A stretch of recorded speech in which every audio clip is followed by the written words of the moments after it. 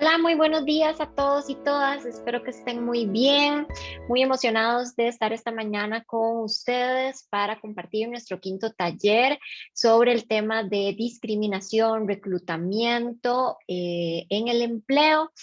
Y el día de hoy nos acompaña Pamela Castillo e Ivania Murillo. Buenos días, Pamela, ¿cómo estás? Un grandísimo saludo. Espero que estés muy bien.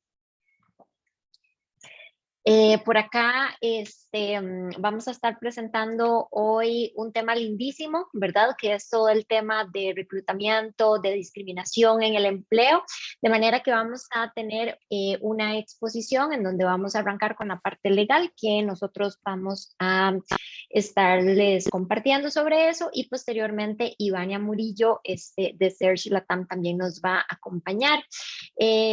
Pamela, bienvenida, muchísimas gracias por estar acá. Muy buenos días, Paola, Ivania y todos los que nos acompañan hoy en este seguimiento ya de 5 talleres increíble que arrancamos hace 2 meses.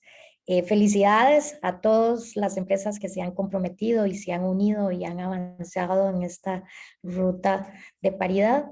Nada más recordarles esta alianza con Nairi, de dónde nace, de la Iniciativa de Paridad de Género de Costa Rica, que esta es una iniciativa que forma parte de los 23 aceleradores para la paridad de género del del Foro Económico Mundial, implementado e impulsado por el Banco Interamericano de Desarrollo en América Latina y el Caribe, en donde por supuesto que nuestro objetivo es incrementar el número de mujeres que participan en la fuerza laboral, cerrar las brechas salariales e incrementar el número de mujeres en puestos de liderazgo. Esto ya está comprobado de que si incluimos a la mitad de la población en los procesos económicos, vamos a permitir una recuperación económica inclusiva en beneficio para todos y todas. Y en este sentido, pues gracias a la alianza con Nairi, hemos podido acercarnos a ustedes, empresas que específicamente han conocido a través de estos 5 talleres la ruta para contribuir a esta meta país, pero a esta meta mundial también. Siendo hoy un taller que vamos a dedicar cómo cada una de las empresas puede tener y diseñar un sistema o un sistema de gestión de talento género responsivo, donde no haya discriminación por sexo y por otras discriminaciones que nuestra sociedad hace. Así que un placer invitar nuevamente a todas ustedes, empresas, a formar parte de ya más de 239 empresas en América Latina que se están adhiriendo a la IPG y que en conjunto vamos a comenzar a reportar cómo la empresa privada va cerrando las brechas de género en la región y en nuestro país. Entonces, muy agradecida que Paola hoy, a quien ustedes conocen y aprecian, una excelente profesional, fundadora de Nairi, que tiene un impacto en la sociedad costarricense, va a estar hablando con ustedes, como ella bien lo dijo, del cumplimiento legal sobre los temas de discriminación. Y también nos honra tener Ivania Murillo, quien además representa una de las empresas que dijo sí a la IPG, que ya Search Latam, al igual que Nairi, son empresas adheridas a la iniciativa. Ivania Murillo es psicóloga del estudio de psicología en la Universidad de Costa Rica, es máster en administración de empresas y gerencia de proyectos con enfoque de género. Se ha desempeñado en el área de recursos humanos por más de 15 años, ejecutando roles de creciente liderazgo en Latinoamérica. Experta en procesos de competencias laborales, reclutamiento estratégico, género y derechos humanos. Ella es socia fundadora de Search en Costa Rica y country manager por más de 10 años. Entonces, bueno, muy bienvenida Ivania, y más adelante tendremos su intervención. Y sin más, le paso la palabra a Paola. Muchas gracias. Gracias, Pame. Bueno, vamos a arrancar. Voy a compartirles mi pantalla. A mí debo decirles que este tema que vamos a estar compartiendo hoy me apasiona un montón. Me encanta porque realmente siento que es uno de los temas legales en donde la regulación realmente cobra vida y termina siendo un tema en donde podemos impactar la calidad de vida de las personas a partir de los temas legales. Este es apenas un pequeño extracto de nuestra presentación presentación general de este tema. Esta es una charla que a veces nos demora 3 horas, 3 horas y media. Incluso hasta 4, ¿verdad? Haciendo ya un análisis profundo de todas las regulaciones que en materia legal nosotros tenemos sobre discriminación. Pero hoy vamos a conversar lo más importante que ustedes deben de saber sobre este tema, enfocado en la parte principalmente del empleo. Comenzamos con lo básico, que es la discriminación, porque como saben, eh, la discriminación es un concepto que está regulado y que tuvo muchísima fuerza a partir de la promulgación de la reforma procesal laboral en el 2015, y desde entonces estamos sumamente, digamos, como que ha sido un tema que ha venido en aumento y en aumento. Entonces es súper importante que hablemos del concepto, porque a partir del entendimiento del concepto vamos a poder plantear en la vida fáctica, ¿verdad? En la vida real vamos a poder implementar adecuadamente nuestras estrategias. Entonces, cuando estamos hablando de discriminación, estamos hablando de generar una condición desfavorable, ¿verdad? Necesariamente tiene que existir algún tipo de perjuicio para una persona, y ese perjuicio, esa condición desfavorable, la característica que tiene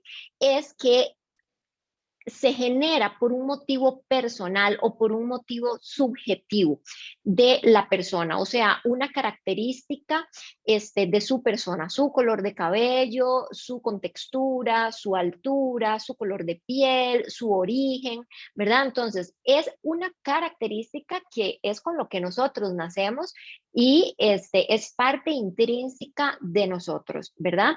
Y ahí estaríamos entonces hablando de generar normalmente una exclusión, una distinción o una estigmatización hacia esa persona. Entonces, estas características son súper importantes tenerlas en consideración, porque es a partir de ellas que, como les menciono, en la vida, cuando ya se nos presentan las situaciones, vamos a partir de este concepto a tener que tener muchísimo cuidado. Partimos también de una referencia legal muy básica, que son estos 2 artículos. Hay un poco más de artículos asociados al tema de la discriminación, ahí en el material los vamos a ir viendo, pero estos 2 tal vez son como los más importantes. Este 404, como lo pueden ver, es del Código de Trabajo y nos dice que está simplemente prohibido discriminar a cualquier persona, ¿verdad? Y vean todas las causas personales que pueden existir por edad, por etnia, por sexo, por religión, por raza, por orientación sexual, estado civil, opinión política, especialmente en estos días, ascendencia nacional, origen social, filiación, condición de salud, discapacidad, afiliación sindical o situación económica. Entonces, y vean ¿cómo es que se llama? Característica favorita o mi condicionante favorito o cualquier otra forma análoga de discriminación. Entonces, por ejemplo, el peso de las personas puede ser una causa de discriminación, ¿verdad? Que tal vez no está listada ahí de una forma tal vez tan explícita. Cuando hablamos de condición de salud, en algunos casos también podríamos estar hablando del peso de las personas, por ejemplo, por obesidad, pero no siempre, ¿verdad? O ahí también podemos estar hablando de si la persona es, en nuestro criterio, muy guapa o muy fea, ¿verdad? Entonces ahí en general se nos abre una caja de Pandora, podríamos casi que decirlo de esta manera, en donde múltiples factores pueden venir a también ser considerados como discriminatorios. Y esa prohibición en términos generales incluye múltiples aristas que también vamos a ir a ver. Una de ellas es también en la parte del despido. Entonces, es en general dentro del trabajo, yo simplemente no puedo discriminar. Hay un principio básico que se asocia a esto y que podemos ligar, que lo vamos a ver desde nuestra constitución política en el derecho al trabajo, y es que ese derecho al trabajo, cuando nosotros decimos, ¿verdad? Bueno, nosotros como costarricenses, como ciudadanos de ese país, tenemos derecho al acceso al trabajo, ese derecho va a incluir una protección, como lo ven ahí en el artículo, a la libertad y a la dignidad de la persona. Entonces, es desde esa esfera, ¿verdad?, que los temas de discriminación también los vamos a encontrar relacionados. Vean que dentro de ese derecho al trabajo se impide que por causa de ellas se establezcan condiciones que en alguna forma menoscaben la libertad o la dignidad del hombre. Bueno, recuerden que nuestra constitución es muy viejita, ¿verdad? Y antes hablábamos de hombre para referirnos al ser humano.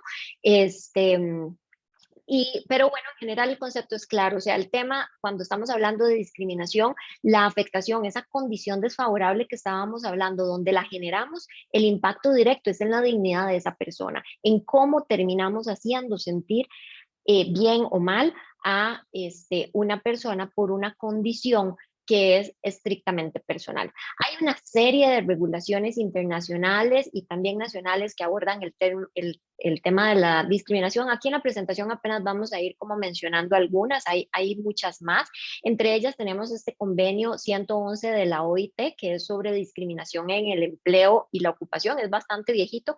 Vean que habla de 1960, por esas épocas, ¿verdad? Pero ya desde entonces hablábamos en general del concepto de la discriminación. Antes de la reforma procesal laboral, que ahorita la vamos a ver un poquitito más en detalle, nosotros ya teníamos regulada la discriminación, pero la teníamos en una ley, que es esta, la ley 2694, que prohibía la discriminación en materia laboral, pero esta ley era una ley que básicamente no tenía dientes. Entonces, la diferencia que hay en cuanto a las regulaciones que teníamos de discriminación antes de la reforma y post-reforma, básicamente están en la efectividad que yo puedo generar a partir de los derechos que estaban planteados. Con la reforma ya yo tengo músculo, tengo dientes, y antes de la reforma pues realmente era una serie de regulaciones que establecían la prohibición y que establecían otras consideraciones, pero que digamos como que hasta ahí llegaban. O sea, si yo después quería sancionar a alguien, ese procedimiento no era tan sencillo.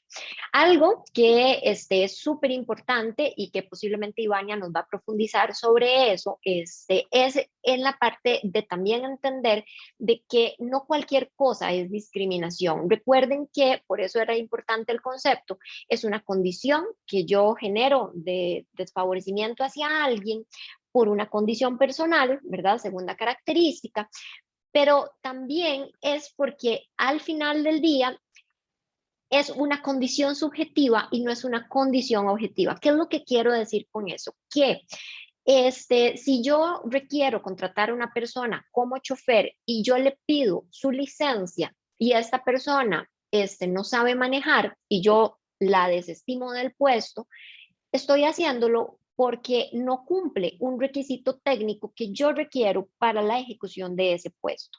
En ese caso, estaríamos hablando de que existe un requisito estipulado, ¿verdad? Un requisito objetivo que no se está cumpliendo y que por tanto yo descarto la contratación, por ejemplo, de esta persona. Pero, ¿qué pasa si yo pido también una licencia de trabajo a un puesto que va a estar completamente en oficina y que dentro de sus funciones no requiere tener que trasladarse? De pronto ahí ese mismo requisito puede llegar a ser discriminatorio porque yo estoy estableciendo una condición que no necesariamente, si no está bien fundamentada, yo pueda llegar a justificar. Entonces, en esto es exactamente lo mismo. Aquí esta misma ley y en términos generales también dentro de la reforma o dentro de su espíritu lo vamos a encontrar. Cualquier calificación que vaya a ser necesaria para que el trabajo se pueda desempeñar, se pueda ejecutar, va a ser una condición técnica que sí es válido generarla. Y ahí yo lo único que tengo que tener en consideración es que realmente sea una condición técnica y no sea que yo esté tratando, digamos, como de meter un 10 con hueco, ¿verdad? Eso es como lo más importante, porque sí es cierto que en la práctica muchísimas veces nosotros necesitamos generar requisitos, ¿verdad? De cumplimiento Y bueno, esto nos lleva a esta otra sentencia, incluso a la Sala Constitucional, donde la Sala ha rectificado este criterio que les estoy mencionando, de que los iguales se tratan como iguales y los desiguales se tratan como desiguales, ¿verdad? Yo no puedo tratar a todo el mundo igual si de pronto con relación a requisitos técnicos las personas llegan a ser diferentes. Entonces es como lograr ese balance. Aquí tal vez este es un cuadro, digamos, como un poco histórico, ¿verdad? Desde cómo teníamos en nuestro código de trabajo antes de la reforma procesal laboral regulada la discriminación. Vean que solo teníamos 4 causales, ¿verdad? Y posteriormente con la ley 2694 que les estábamos mencionando, esas 4 causales se convirtieron en 11, ¿verdad? Ya después vino la reforma, y ya de 11 pasamos a 15 y recientemente, después a finales en diciembre por ahí del 2019, tuvimos una reforma adicional que vino a incluir la condición de salud como una nueva característica o como una nueva condición de discriminación, que esta no existía.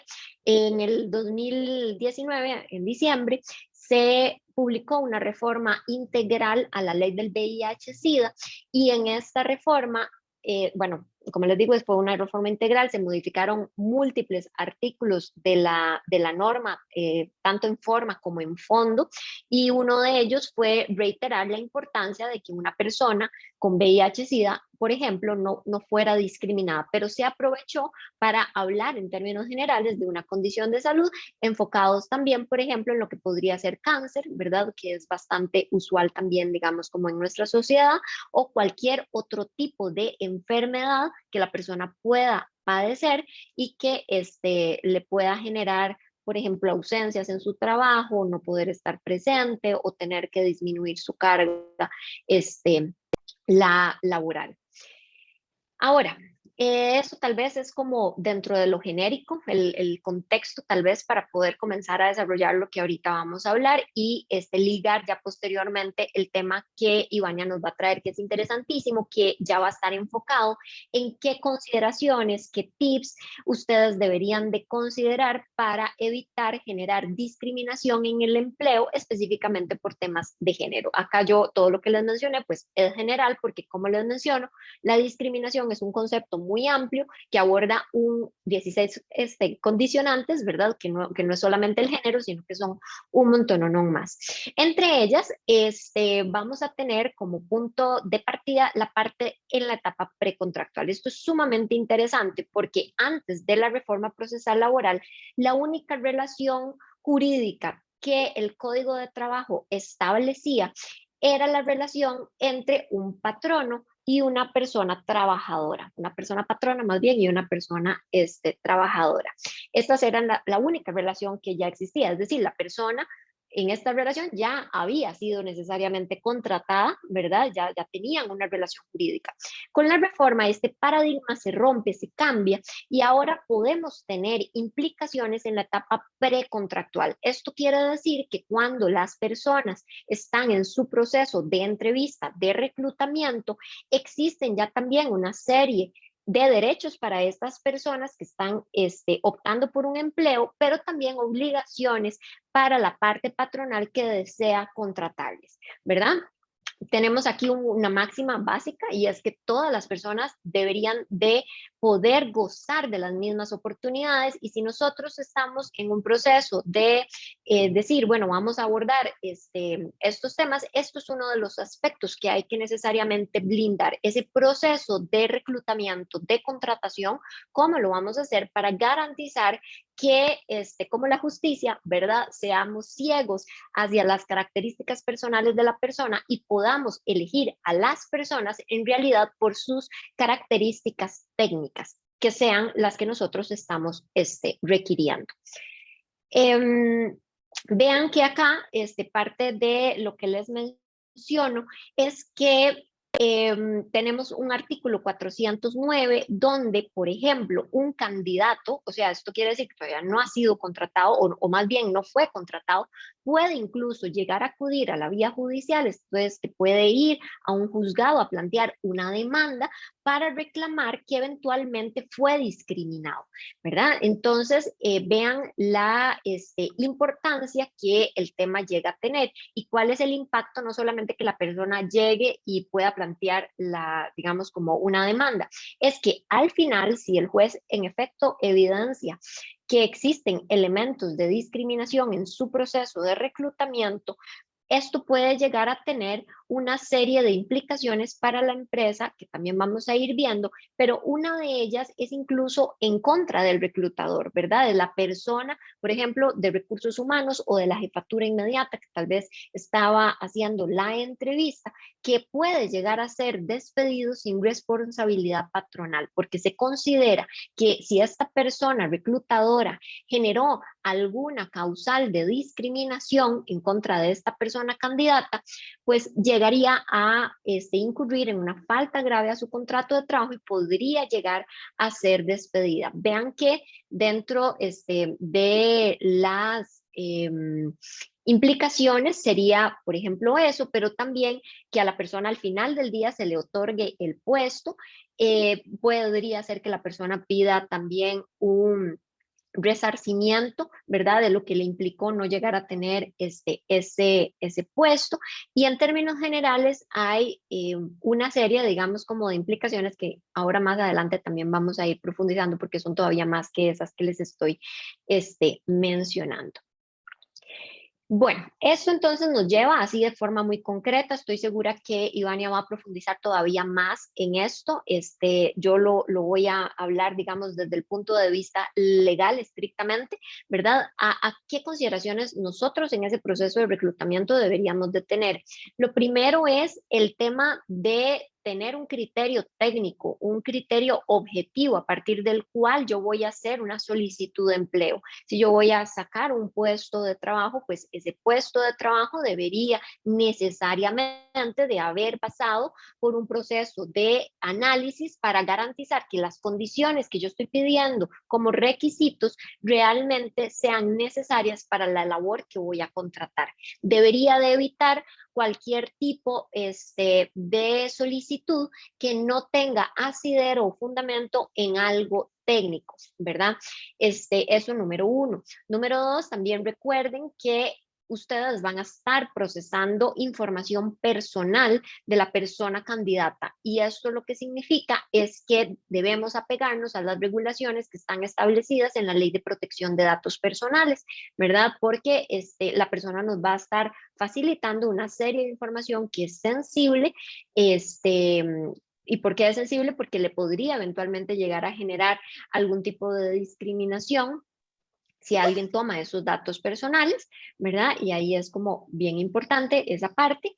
Y también necesitamos siempre garantizar las condiciones ofrecidas. No se vale que yo en la entrevista, en el proceso de reclutamiento, generara una serie de expectativas que posteriormente yo no voy a llegar a cumplir, porque pues también eventualmente puedo llegar a tener ahí una serie de implicaciones. Entonces, esto tal vez yo creo que lo va a profundizar directamente Ivania, pero pues por acá, por ejemplo, tenemos algunos ejemplos de lo que sería una prohibición explícita en la normativa, por ejemplo, la prohibición por edad, ¿verdad? Cuando hablamos, bueno, se requiere contratar a una mujer entre 18 y 25 años, ¿verdad? Ese tipo, digamos, de frases, ¿verdad? Pueden necesariamente llegar a ser discriminatorias. Y bueno, pero ¿qué pasa si yo sí necesito una persona joven para el puesto? Porque tal vez las características que el puesto vaya a requerir requieren necesariamente de que sea una persona joven por alguna cosa. Bueno, entonces hay mecanismos, esto es un tema de redacción, ¿verdad? De cómo yo alimento, ¿verdad? Esa solicitud de empleo. O por ejemplo el tema de grados académicos, ¿verdad? De experiencia que necesariamente puedan llegar a ser fundamentales o necesarios.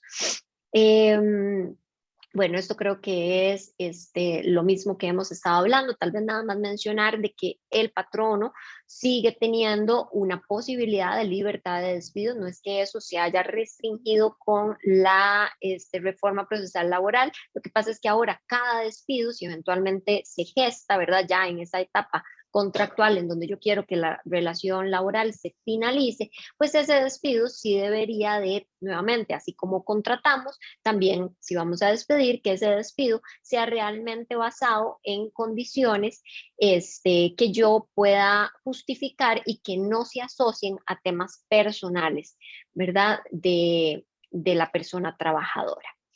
Despedir por cualquiera de los 16 motivos que vimos llegaría a ser discriminatorio y eso lo que nos implicaría es todo este listado, digamos, como de consideraciones o de implicaciones que van desde la reinstalación de la persona, suponemos, entonces yo tenía contratado a alguien, lo despedí por alguna característica subjetiva y eso lo que me implica es que si en juicio se declara que en efecto yo discriminé, me van a poder reinstalar. O sea, la persona puede pedir que por favor se le devuelva a su puesto laboral. También al pago de salarios caídos y daños y perjuicios. Entonces vean que acá ya comienza la parte económica a sonar de forma importante, porque cuando estamos hablando de salarios caídos, estamos hablando de los salarios que la persona dejó de percibir desde el momento en el que la despiden hasta el momento en que se declara que ese despido fue discriminatorio. Obviamente, en este interín, pueden pasar varios meses, incluso podrían pasar años. Se supone que esto es una ejecución sumarísima que debería ser muy rápido, pero la realidad es que siempre tenemos una mora judicial que hace que esto pueda ser un poco lento y entonces estamos hablando que si la persona tenía un puesto, ganaba, por ejemplo, 500,000 colones, entonces esos 500,000 colones eventualmente yo los voy a tener que multiplicar por la cantidad de meses que la persona estuvo sin trabajo.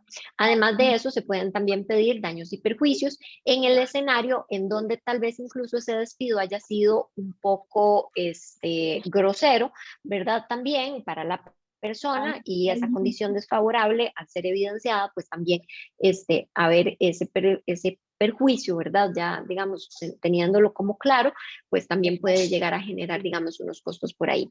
Y eso sin mencionar el tema de las multas. No sé si hay algún micrófono que está abierto, los compañeros, a ver si me pueden ayudar a revisar. También entonces vamos a tener el tema de las multas, que como ven ustedes es una prohibición. Esto lo explicamos nosotros en Nairi bastante, con bastante frecuencia. No es lo mismo un requisito legal que me establezca que usted tiene que hacer tal conducta que un requisito legal que me establezca una prohibición. O sea, usted tiene que abstenerse de esta otra conducta. Las prohibiciones en términos generales en lo legal siempre van a tener un mayor, es como una mayor fuerza, ¿verdad? Para prevenir que la gente llegue a incumplirlas. Entonces, la parte de las multas, al ser una prohibición, ¿verdad? Que está, digamos, como estipulada en la parte de la discriminación, van desde 8 hasta 23 salarios mensuales, que pueden llegar a condenar a la empresa. Y esto entonces, imagínense el dinero que eventualmente ya vamos sumando, ¿verdad? La reinstalación, el pago de salarios caídos, daños y perjuicios, 23 días base de multa, bueno, podrían llegar hasta 23, por lo menos mínimo serán 8.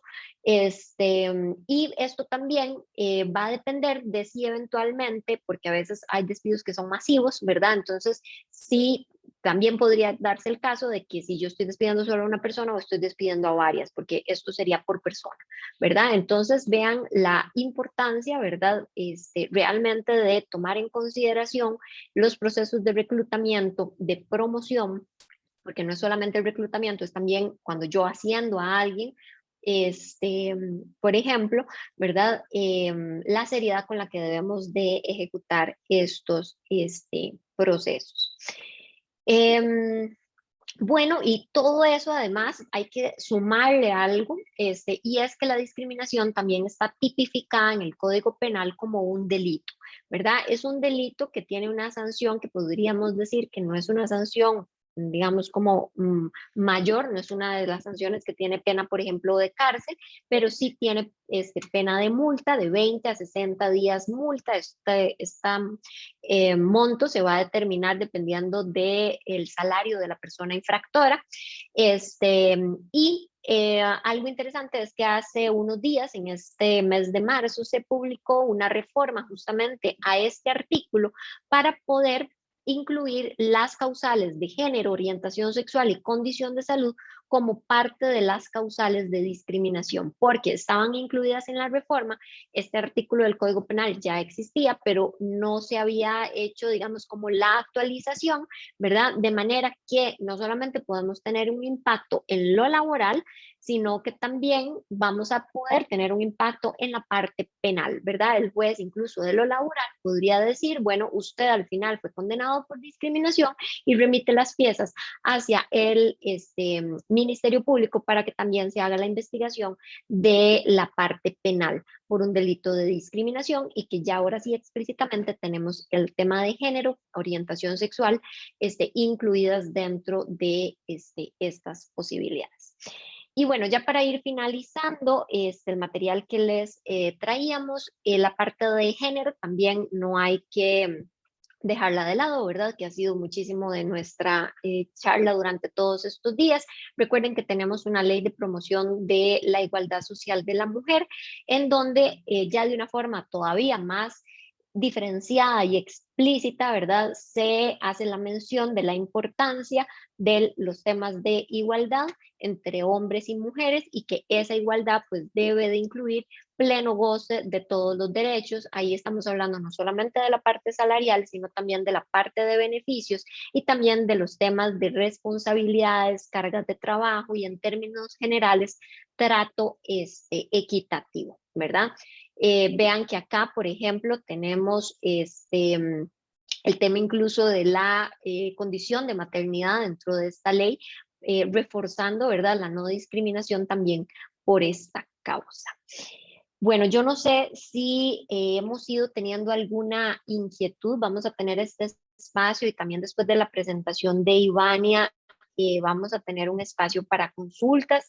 Yo creo que acá en el chat no han ingresado consultas. Si hay alguna, pues este es el momento en el que yo les invitaría a que puedan abrir su micrófono, puedan escribirnos. Apenas, como les mencionaba, esto es como una pincelada de lo básico que ustedes deberían de tener en consideración sobre las implicaciones que tiene, ¿verdad?, discriminar en el empleo. Y ahorita con Ivania vamos a comenzar a ver el tema del proceso de reclutamiento, ya más específicamente, y las consideraciones que se deberían de tener en ese proceso de reclutamiento. Entonces, Ivania, ahora sí, te damos nuevamente la bienvenida. Muchísimas gracias por estar con nosotros. Encantadísimos de poder hacer esto en conjunto. Muchísimas gracias, Paola y Pamela, por la invitación, y gracias, Paola, por esa introducción tan buena, porque siempre pues es importante retomar el tema de la legalidad. Bueno, como les comentaba Pame en la introducción, yo llevo ya algunos años, voy a compartirles por acá mi pantalla, algunos son muchos, unos 15 años trabajando en el mundo del reclutamiento, y es una de las cosas que más me gusta hacer. En el panel también me acompañan algunos colegas de Latinoamérica, Mariangi de Guatemala y Guille Suárez de Colombia, con quien hemos venido trabajando también a nivel de Latinoamérica, cómo ayudar a nuestros clientes, porque para nosotros el tema del reclutamiento es nuestro negocio. En la medida en que nuestros clientes y nuestras personas candidatas tengan un proceso más, vamos a decir, equitativo, transparente para todas las partes, nuestro negocio evidentemente empieza a tener mejores resultados en todos los aspectos, a nivel de marca, y pues por supuesto que todo esto se reduce en mejor rentabilidad. Y eso es un poco lo que quiero comentarles el día de hoy, ¿verdad?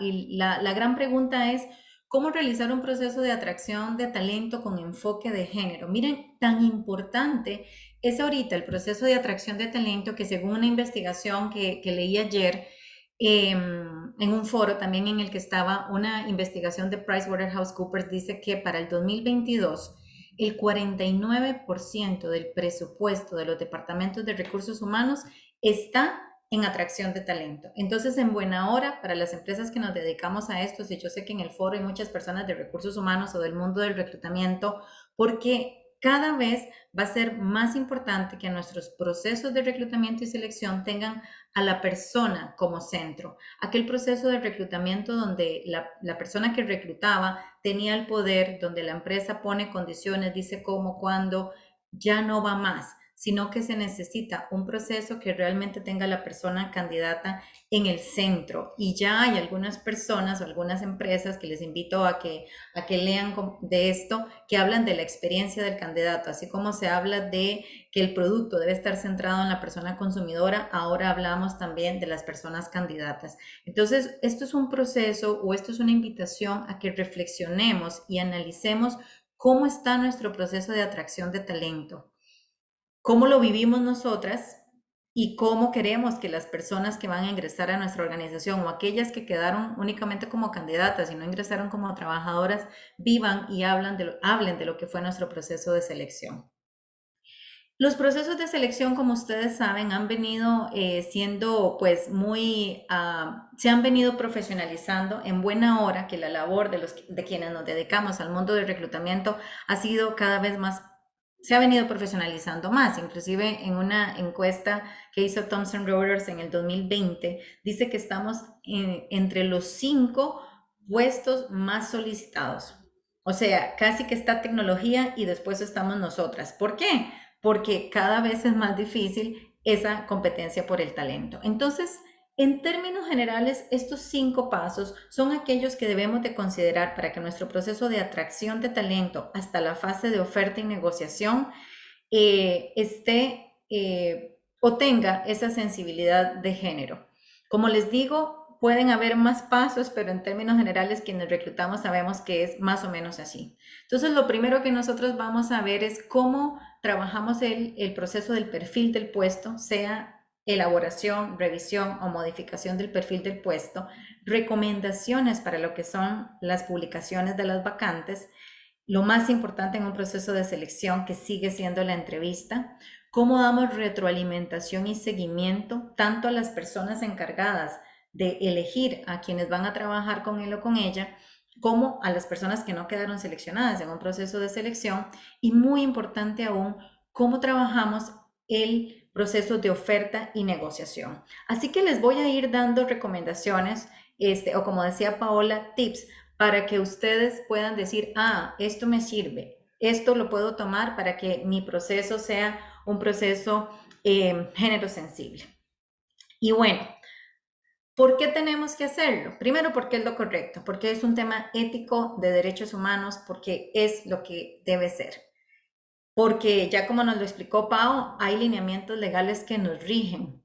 Y es muy importante para nosotros como reclutadores y reclutadoras porque la competencia por el talento es cada vez mayor. Cada vez más las personas que están optando por un puesto en una organización nos preguntan, Ivania, ¿y usted qué me puede decir de esa compañía? ¿Es una compañía donde las mujeres tenemos acceso a las mismas oportunidades? ¿Es una compañía donde voy a estar en un espacio libre de cualquier tipo de discriminación? No hablemos solo de género, sino de todas las otras razones por las cuales podemos ser discriminadas en los espacios laborales. Así que la decisión de una persona de ingresar o no a una compañía está claramente marcada por lo que se dice de nosotras fuera y dentro de la empresa. Entonces, nuestra marca empleadora es muy importante cuidarla porque sabemos que tiene un impacto en la sostenibilidad del negocio. Cuando tengamos una alta rotación, preguntémonos si tenemos una alta rotación por las condiciones del mercado, si tenemos una alta rotación porque no estamos siendo competitivos en temas de compensación o qué es lo que se dice de nosotros como empresa fuera. Y hay muchas empresas que están invirtiendo en compañías que les acompañen en este proceso. De hecho, recientemente finalizamos una investigación con una empresa con presencia en Latinoamérica para visualizar no solamente cómo veían los hombres y las mujeres el tema de equidad de género hacia adentro, es decir, los que estaban dentro, sino también qué piensan las personas que ya no trabajan con nosotras acerca de la empresa y qué piensan las personas candidatas que no llegaron a obtener un puesto dentro de la organización. ¿Esto con qué objetivo? Pues con el objetivo de mejorar la experiencia de las personas candidatas y nuestra reputación hacia adentro y fuera de la organización. Entonces vamos a empezar con lo más importante. A mí me encanta cuando estoy con un cliente y nos comienza a dar el perfil del puesto. Nosotros nos dedicamos al mundo del reclutamiento, entonces imagínense en la cantidad de empresas y la cantidad de reuniones que tenemos cotidianamente para poder identificar qué es lo que la persona está buscando. Aquí lo primero que les quiero recomendar es que a veces cuando nosotros creamos un perfil de puesto, sea el manager o la manager contratante o la persona encargada de reclutar esta posición, como nosotras, como equipo de reclutamiento, hacemos como la lista del niño Dios y hacemos a veces una lista interminable de requisitos. Bueno, acá lo que yo les recomiendo es que puedan separar muy claramente en el perfil del puesto y cuando lo vayamos a publicar en los diferentes portales o fuentes de reclutamiento que tengamos, cuáles son aquellos requisitos que son indispensables y cuáles son deseables. ¿Por qué? Porque también está demostrado y lo hemos escuchado en otras conferencias de las reuniones que hemos tenido acá de la IPG, que las mujeres tendemos a ser más honestas, vamos a decir, o somos menos orientadas al riesgo. Y si yo veo que no cumplo con al menos el 90% de los requisitos, no aplico. Mientras que los hombres, por socialización o por una orientación al riesgo más marcada, aplican aunque no cumplan ni el 70% de los requisitos. Entonces, si tenemos la necesidad o si tenemos la intención de atraer más mujeres a nuestra fuerza laboral, identifiquemos claramente qué es lo que sí debe de estar en el perfil y qué es un requisito deseable. Y pongámoslo así tal cual en el perfil del puesto. Y llevemos a las personas encargadas del proceso de levantar este perfil del puesto, que usualmente lo hacemos con quien es experta, la persona experta en el tema o la persona que va a ser responsable de contratar, qué es lo que pudiera ser negociable. Porque a veces en ciertos roles es más difícil atraer mujeres. Hablemos del tema de tecnología, hablemos de todo lo que es cadena de abastecimiento, hablemos lo que son a veces posiciones directivas, vicepresidencias o gerencias, donde eso me decía un cliente, Ivania, el headhunter que contraté para esta posición me dijo que era imposible encontrar mujeres en esa posición. Así como que cuando yo entendí el perfil del puesto le dije, fácil no va a ser, pero imposible tampoco. Entonces, a veces le ponemos demasiados accesorios al perfil del puesto cuando realmente hay 5 o 6 variables que son las críticas y lo otro es deseable. El otro tema, las competencias. Y aquí quiero centrarme en lo que son las competencias blandas. Fíjense en lo que pasa cuando nosotros llegamos donde un cliente y hacemos un levantamiento del perfil. El cliente nos dice, es que ocupo un líder. A veces ni siquiera dice una persona con habilidades de liderazgo, que sería lo correcto, sino dice ocupo un líder. Ajá. Y el reclutador no pregunta, la persona encargada del reclutamiento no pregunta, entonces se queda con la concepción de lo que para él o para ella significa ser líder, que usualmente está relacionado con características tradicionalmente masculinas. Entonces mi invitación a cuando establecemos las competencias blandas o las competencias soft, como también las llamamos las personas que nos dedicamos a este mundo, lo establezcamos en indicadores conductuales que no estén sesgados por los estereotipos de género. ¿Qué significa esto? Bueno, que puedan ser conductas, que puedan ser comportamientos observables. Esto nos va a permitir no solamente en el proceso de entrevista, en el proceso de reclutamiento y selección, tener un proceso más objetivo, sino que además invitamos a la persona que va a ser responsable de reclutar y eventualmente de liderar a un colaborador o colaboradora a darle insumos para que en el proceso de inducción o en el proceso también de capacitación y desarrollo de talento pueda decirle específicamente cuáles son aquellos comportamientos que nosotras como organización requerimos. Voy a ponerles un ejemplo de la organización que yo lidero. En la organización, nosotros tenemos una competencia que se llama Amar el Camino y básicamente significa orientación al proceso. Entonces, primero están redactadas en primera persona y eso es algo como que me gusta porque implica empoderamiento, ¿no? De asumir que esa es mi responsabilidad dentro de la compañía, pero si ustedes ven, no dice, por ejemplo, una persona que no tenga conciencia de género diría algo así como: yo necesito una persona muy organizada. Es que Ivania es muy organizada. Las mujeres son muy organizadas, llevan control de todo, son como más orientadas al detalle. Es que los hombres, a mí eso me cuesta un poquito. Entonces, cuando nosotros hablamos de planificación, organización y orientación al detalle, es una característica que estereotipadamente le asignamos a las mujeres. Pero si yo voy con la persona contratante y le digo, mire, ¿qué es lo que usted necesita que la persona haga? Otra pregunta que yo le hago es, si usted tuviera que definir a esta persona, ¿cómo se comportaría la persona? ¿Conoces a alguien dentro de la organización que sea un modelo a seguir en esta competencia que se llama planificación-organización? Y entonces empezamos a llevar a la persona contratante a definir conductualmente qué es lo que necesitamos y no asignar que el liderazgo directivo tradicional es una característica masculina y que la planificación, organización y la orientación al detalle es una característica femenina.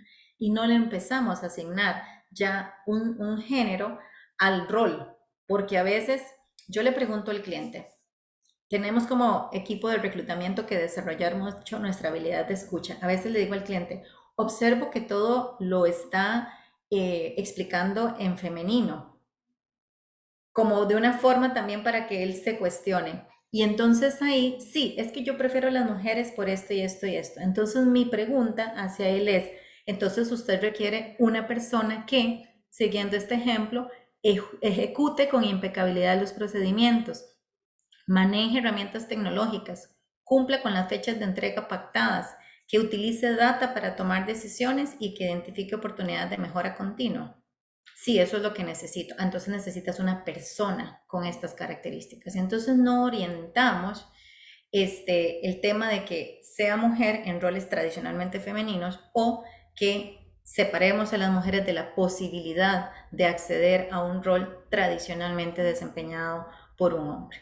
Esto es algún ejemplo. Aquí tenemos otra que se llama abundancia, que es el foco en la rentabilidad, que también, bueno, es una competencia. Entonces acá, chicas y chicos, revisemos nuestros perfiles de puesto. Veamos, como decía Pau, que no haya ninguna característica como edad, género, ni se diga procedencia étnica. Y si vamos a hacer algún proceso de reclutamiento específico porque nos interesa atraer mujeres o nos interesa atraer por ejemplo, perfiles jóvenes de chicos y chicas técnicos, universitarios, recién graduados, también hay forma de hacerlo para que nuestro proceso de reclutamiento sea más bien favorecedor hacia un grupo o persona en condición de vulnerabilidad.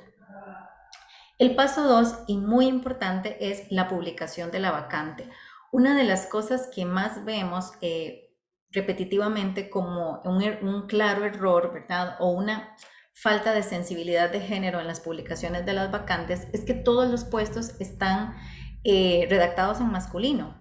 Entonces, aquí les invito a que en lugar de director, ustedes puedan utilizar la palabra dirección, en lugar de gerente puedan utilizar gerencia, en lugar de jefe pueden utilizar jefatura y en lugar de coordinador puedan utilizar coordinación.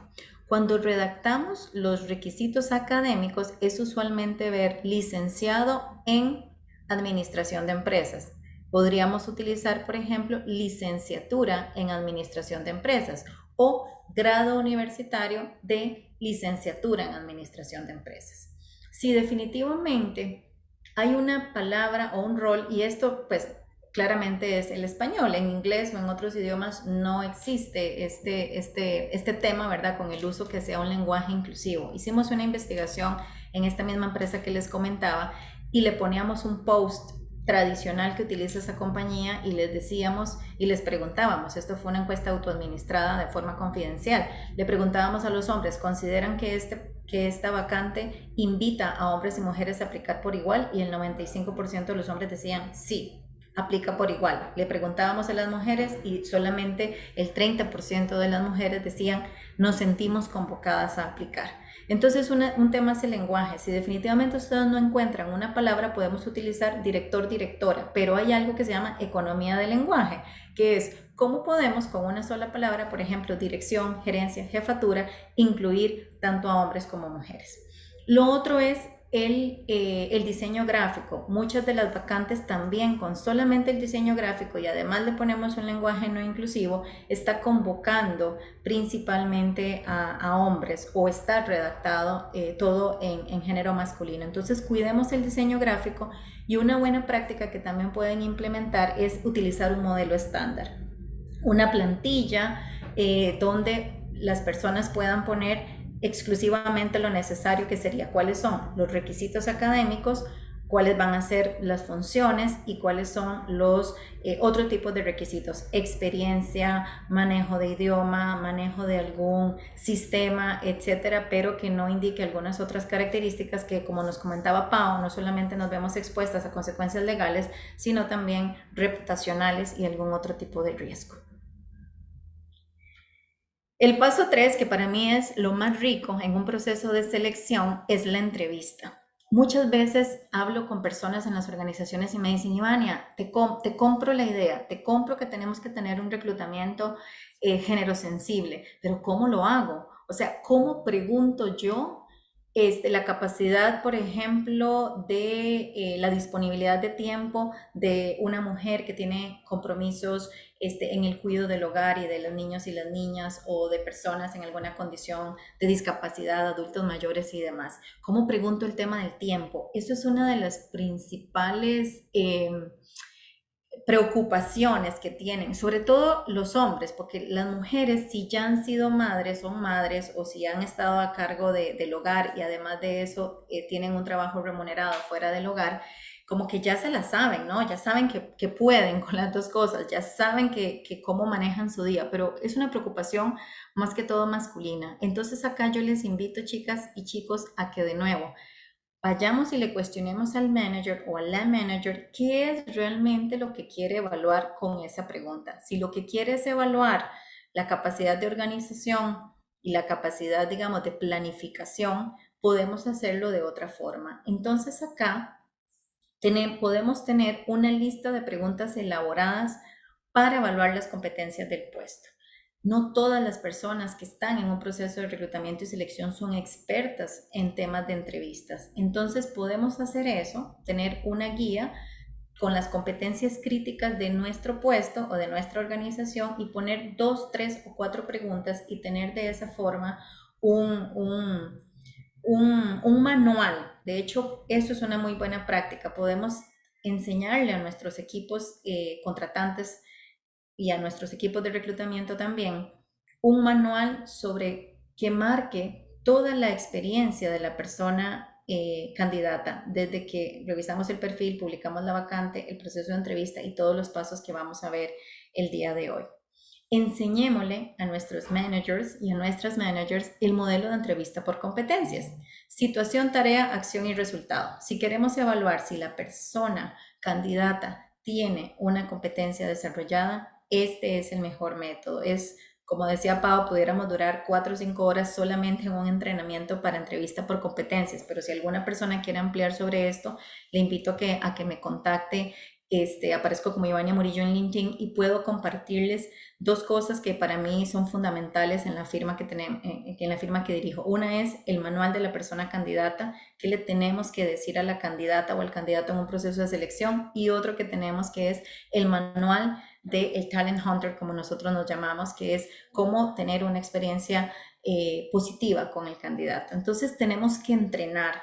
No va a venir así como por obra y gracia de Dios y que nuestros managers y nuestras managers ya saben entrevistar. No, la entrevista es un arte para mí. La entrevista requiere preparación, requiere experiencia y gran parte de los errores que cometemos en un proceso de selección se dan aquí en la entrevista. ¿Qué pasa después? No sé si, me imagino que los que nos dedicamos al mundo del reclutamiento estamos acostumbrados con esto. Llegamos, la persona encargada del proceso de reclutamiento entrevistó Y luego, venga, recursos humanos, venga, Iva, nos dicen los clientes, tenemos que tener una conferencia, tenemos que tener una reunión porque no nos gustó ninguna de las personas que usted nos presentó. ¿Qué es lo que más escucho en mi experiencia en reclutamiento? Frases como estas: me pareció muy pasiva, o por el otro lado, me pareció una persona muy fuerte. No sé si tendrá el tiempo requerido para el rol. No la sentí tan comprometida. Me parece que ya está mayor, me decía un cliente. No me pareció que estuviera muy preparada técnicamente. Entonces, si ustedes ven, son frases genéricas que no nos dicen mucho, pero que al mismo tiempo, que nos dicen mucho y al mismo tiempo no nos dicen nada, ¿verdad? Entonces, por ejemplo, algo importante es que nosotras estemos preparadas para cuestionar los sesgos y estereotipos de género que puede tener esa persona en el proceso de selección. Las personas que estudiamos psicología, las psicólogas decimos reestructuremos cognitivamente. Entonces, por ejemplo, nosotros le pudiéramos preguntar a ese manager en qué parte de la entrevista lo pudo determinar. Por ejemplo, si nos dice es demasiado pasiva o es una líder muy fuerte. Aquí mi pregunta es si hubiera entrevistado a un hombre, si quizá tuviera la misma apreciación. Entonces podemos hacer preguntas con todo el respeto, porque son nuestros clientes, en el caso de ustedes los clientes internos, en el caso mío los que me pagan mi salario y el de 50 personas en Latinoamérica.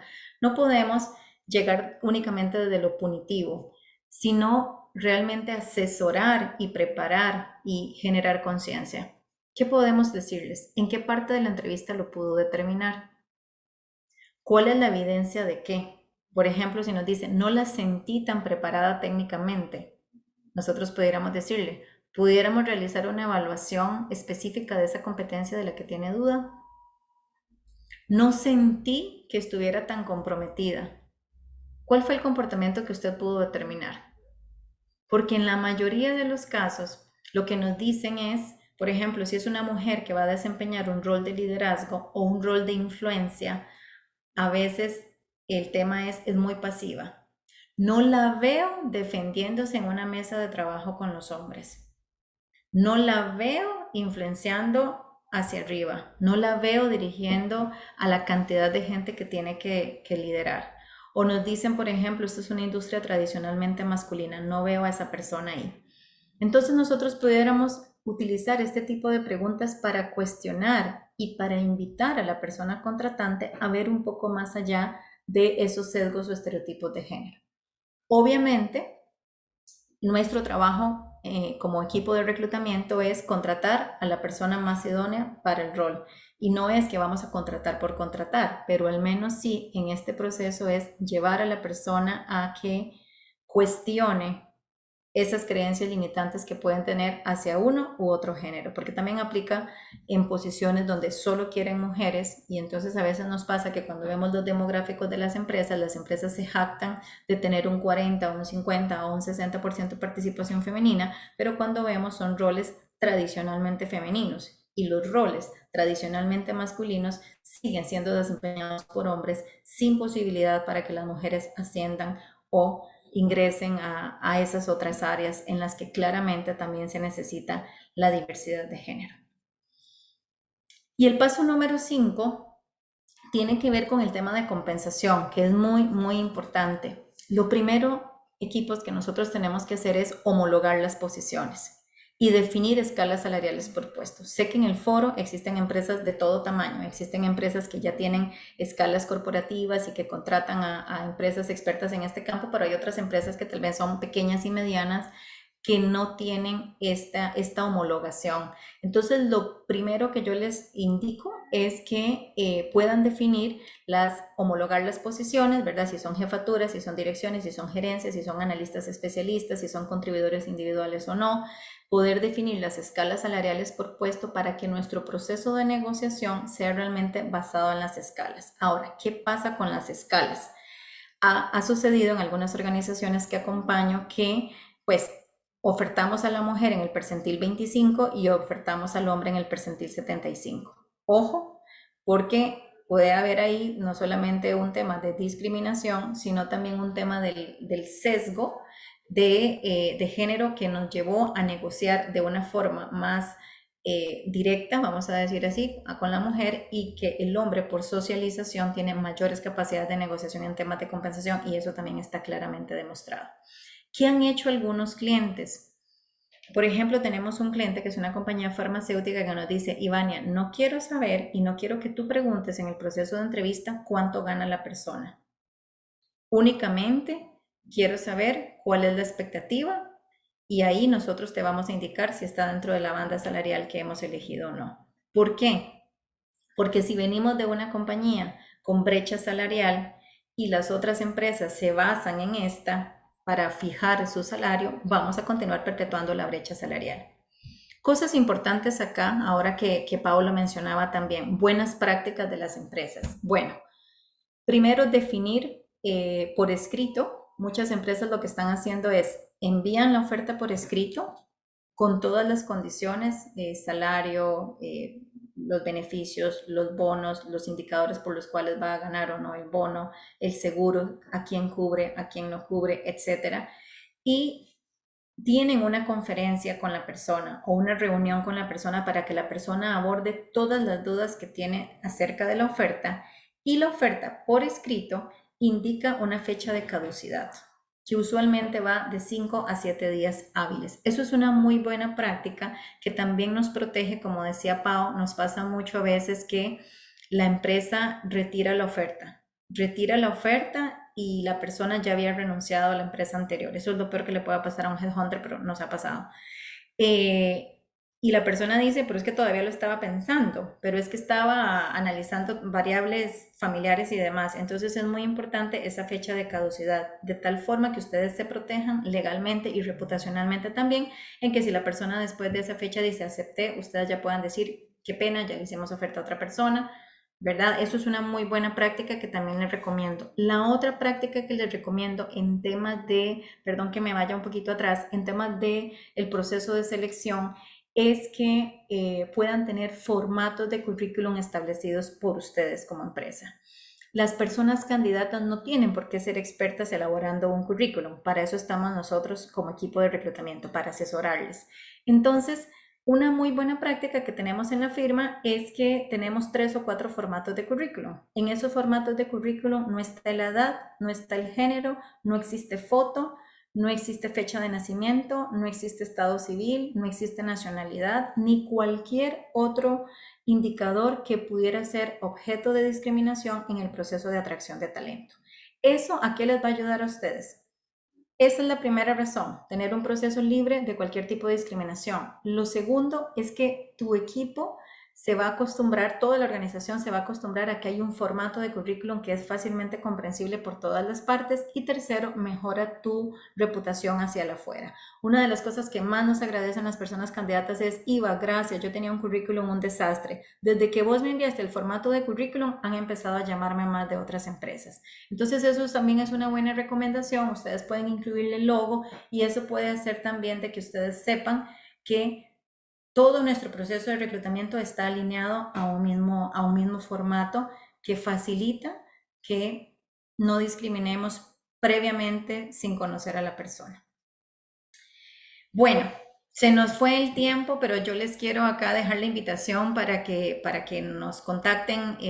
Yo vivo acá en Costa Rica, trabajo para Latinoamérica. Guille Suárez vive en Colombia y trabaja conmigo también en todo lo que tiene que ver con liderazgo inclusivo, que es una iniciativa que estamos intentando llevar a más empresas en Latinoamérica. Así que muchas gracias a Nairí, a Pame, a Pau por la invitación. Y bueno, sé que fue breve, pero pues por ahí podemos seguir conversando en otros espacios. Breve, pero demasiado provechosa, Ivania.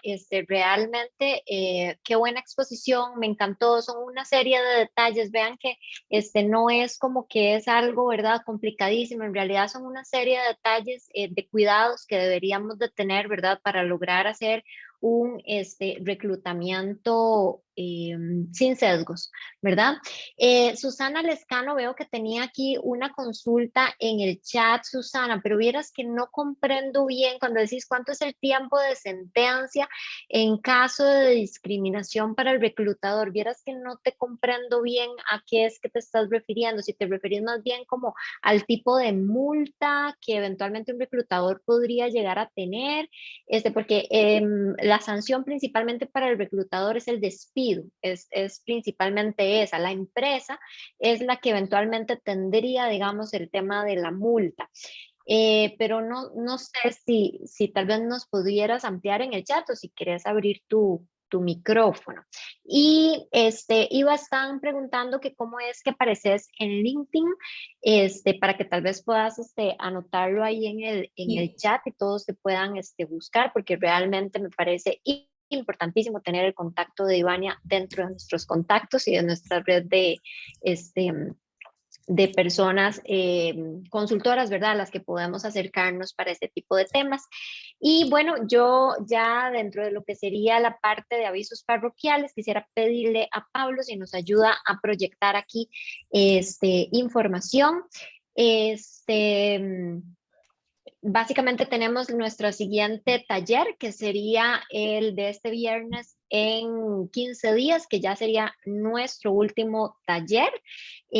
Así que invitarlos a que se puedan también unir a este esfuerzo. Estaremos hablando de los temas de comunicación inclusiva con una persona especialista que nos traerá Pamela y que es sumamente buena. Así que como todas las demás charlas que ustedes ya han ido recibiendo de alto valor, pues esa va a ser ya nuestra última charla para este ciclo inicial de talleres. Invitarlos nuevamente a que después de todo este esfuerzo, ojalá ustedes ya tengan mucho más claro en qué consiste la IPG y cómo esta iniciativa de paridad de género realmente es un mecanismo muy adecuado para poder evidenciar un compromiso con estos temas de género y cómo nos impulsa a mejorar y a trabajar activamente en ellos. Otro comentario que les tenemos es sobre Nairi. Bueno, recuerden que Nairi es una empresa especializada en todo lo que es cumplimiento legal, para todas las personas que se nos unen que no son clientes de Nairi. Nosotros nos encargamos o nos enfocamos en identificar, evaluar y actualizar los requisitos legales que le aplican a las diversas organizaciones en diversas temáticas como ambiente, salud ocupacional, responsabilidad social, seguridad patrimonial y bueno, en fin, casi que todas las normas de reconocimiento internacional piden que la organización genere estos pasos de identificar, evaluar y actualizar sus requisitos legales. Así que pues para eso estamos nosotros y con un gusto muy grande sería poderles apoyar en ese proceso. Y ya mi último aviso para que finalicemos nuestra sesión es compartirles a todos los que ya están como clientes o a los que eventualmente les interesaría formar parte de nuestra familia y comunidad Nairi, sería comentarles que estamos ya formalmente implementando la ISO 9001-2015. El año anterior, gracias a la Alianza Empresarial para el Desarrollo, a través de ellos y el sistema de banca para el desarrollo, tuvimos acceso a unos fondos para mujeres empresarias no reembolsables y como parte de nuestro compromiso con la mejora continua, pues nosotros pusimos a conocimiento de AED nuestro proyecto de implementar la ISO 9001. Esta es una certificación en calidad, como saben, y ya para finales del año estaremos, Dios primero, teniendo ya nuestro certificado si todo sigue marchando como hasta el momento lo hemos logrado. Entonces, pues también compartirles esto, que es para nosotros una noticia importante para nuestro negocio y para la calidad del servicio que ustedes día a día reciben. Es un compromiso realmente importante ¿verdad? En nuestra gestión y bueno, es realmente la evidencia de que ustedes para nosotros son lo más importante. Bueno, yo creo que con eso finalizamos. No sé si alguien tiene alguna otra consulta. No veo por aquí manitas o Hola comentarios Paola. en el chat. Sí. Sí, Susana, mucho gusto. ¿Cómo están? Hola Susana, gracias. Con respecto a lo de la preguntita, bueno, realmente sí nos contestaste, es que yo estoy aquí con otra compañera también, era eso, ¿verdad? Si, o sea, que la sentencia o vamos a ver el castigo, digamos, que representa el reclutador, entonces sería, digamos, el despido, no es que hay un tema ahí de cárcel, inclusive al No. representante legal o la multa ya sería algo meramente económico también para la empresa. Sí, correcto. Como Ok. vimos, digamos como que las implicaciones sí son bastante amplias, la parte económica es muy fuerte porque entonces, como hablamos, implicaría primero que la persona que se despidió de forma indebida o que no se contrató de forma correcta, ¿verdad? Cualquiera de las dos, entonces se contrate o se reinstale en su puesto. Entonces, esa es la primera cosa. Obviamente es posible que ya yo tenga esa vacante completa, entonces me generaría el costo ¿verdad?, asumir a esta persona. También me generaría el tema de daños y perjuicios de lo que sufrió esta persona por haberle generado este impacto. También me generaría económicamente el tema de los salarios caídos. Esto ya sí solo aplicaría para el caso de la persona que eventualmente estaba contratada y se le despidió por discriminación. Entonces, todo lo que no, esta persona no recibió de salario durante los meses, eso también se nos cobraría. Y finalmente se estaría cobrando bueno, finalmente no, otra sanción es una multa administrativa, ¿verdad?, prevista en el Código de Trabajo, que mínimo sería de 8 salarios base. Los salarios base están como en 400 y tanto de mil colones por ahí, hasta 23 salarios base. Entonces, 400 y tanto de mil por 8 o por 23, dependiendo de lo que el juez analice y de la cantidad de personas que eventualmente lleguen a ser, ¿verdad? Y también después tendríamos todo eso, digamos, como en la etapa judicial, laboral, y después también tendríamos la posibilidad de pasar a la parte del delito, ¿verdad? Que ya sería en la parte penal, en donde también vamos a tener multas específicas. Ahora, estas multas específicas sí podrían ser llegadas a aplicársele al reclutador y a eventualmente los representantes legales de la empresa, porque son las personas que activamente generaron la discriminación. Entonces, sería, digamos, como por ahí el panorama. De ahí que, o sea, vean que con una serie de medidas que realmente no son tan complejas, o sea, que están al alcance de todos nosotros, que son las que Iván ya nos estaba compartiendo, podría ser para nosotros más sencillo implementar todo eso que, ¿verdad? Después, tener procesos abiertos de esta naturaleza, además de todo el impacto, que eso tal vez no lo hablamos porque no está, digamos, como en la ley, pero que también existe, que es todo el impacto a la marca, ¿verdad? Porque casos como esos pueden salir en la prensa y también nuestra imagen empresarial puede llegar realmente a ser bastante manchada. Entonces creo que por ahí sería, Susana, no sé si con eso te doy respuesta. Sí, súper, muchas gracias más bien por la aclaración. ¿No? Excelente.